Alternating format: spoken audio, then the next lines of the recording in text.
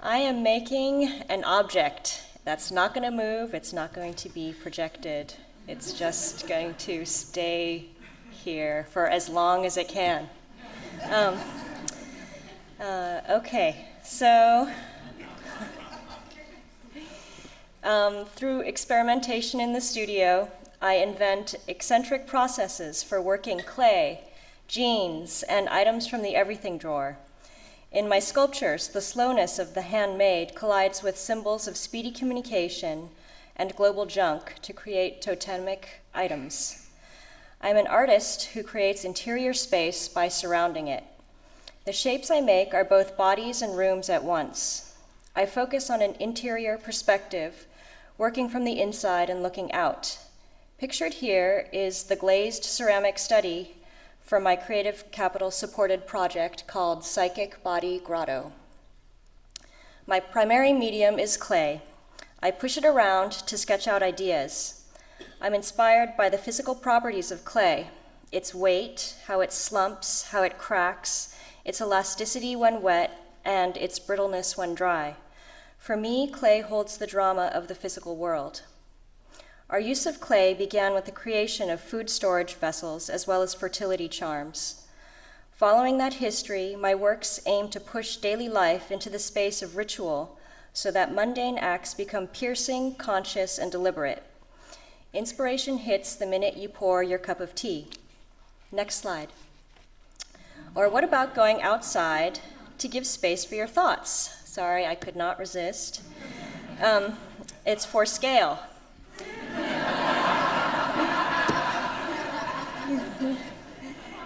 Psychic Body Grotto is a bronze structure set outside. It's a space for utopic contemplation amongst urban sprawl. Although I've been working on outdoor sculpture for a few years, with a public sculpture called Look-See installed in Kings Park in West Hollywood, the grotto will be the largest piece I've made.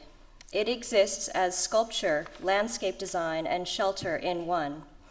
And pictured here is the 50% scale plaster model based off the small clay study you saw before. The final dimensions of Psychic Body Grotto will be 9 feet tall by 11 by 13 feet. And unlike this photo, the final piece will have a psychedelic patina of at least 3 swirling colors. Next slide. Here it is in my yard. This same thing. It will provide an unpredictable and organic antidote to the cubicles and highways that regulate our movement through space. Psychic Body Grotto is a figurative gazebo. It's against the Cartesian, so it's made of gestural arches without walls or 90-degree angles. The grotto creates possibility for new movement, invented ritual, and for a kind of gathering which has not occurred yet. I'm from Los Angeles, and to live here is to drive in the sprawl from private place to private place. We need public art to help us capture moments of being found and feeling grounded. We require art that is both landmark and place for gathering. But the city of LA does not have a strong mandate for public art. So pioneering nonprofit organizations like LAX Art and the Los Angeles Nomadic Division have sprung up to facilitate the creation of art outside. To get Psychic Body Grotto sited along the river, I've partnered with land. Next slide. So about the site. I've always been fascinated by the Los Angeles River. It was famously cemented over as a way to control its natural seasonal flooding. If you remember in Greece, the car chase. The cementing of the river reminds us of the folly of man's attempts to control nature, but nature creeps back. Saplings have sprouted through the cracks in the cement and have grown to tall trees in the middle of the river. Silt has built up enough that grasses and underbrush now grow. Ducks and herons have moved back, and people in the neighborhood go to the river regularly to fish. It almost might be a wish, but they do go. Imagine a 51-mile cemented channel that is merely a gutter for runoff, which suddenly breaks into passages of riotous foliage and wildlife. Here is the contrast of modernist geometry set against weedy and stout-hearted natural growth. The massive restoration of the Los Angeles River happening now presents a rare opportunity. In the next few years, this abandoned flood control channel will become a natural river again. It will be a unifying, living element of the city where people will bike, run, play, and rest.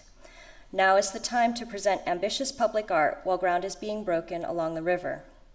Psychic Body Grotto will be a unique and magical site for experiencing the river.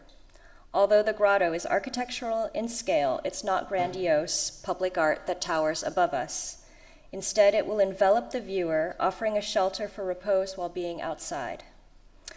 So next slide, thank you. And my progress so far, after creating, and these very bad Photoshop images that I made,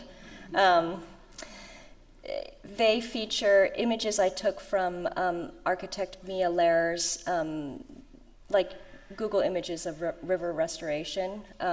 And I just imposed one of my many maquettes for Psychic Body Grotto onto those images.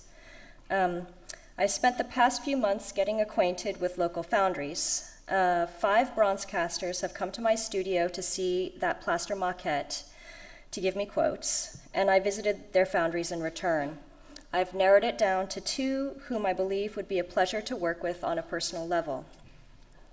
Concurrently, I've been commissioned to create an exhibition for the Rooftop Sculpture Garden at the Aspen Art Museum this fall, and through this project we'll be able to fabricate a work with both foundries. So I'll be able to test drive the foundries before I have to decide who will make the grotto. I continue to work closely with land on the siting of the grotto along the river. The area along the river is under the control of many different city organizations. So land is researching which sites would be appropriate for Psychic Body Grotto and who is in charge of each parcel in question. What I need to continue making connections with those working on the river restoration, such as the Friends of the LA River, which is an important group, and architects such as Mia Lehrer, who has spent the past 20 years working on plans for the river's restoration. I need to partner with more groups and individuals who'd like to support the project, and I'm interested in connecting with other public art orgs who are working along the river. And lastly, I'm so grateful to Land for their support of this project, and I especially want to thank Creative Capital for their commitment to my work. Thank you.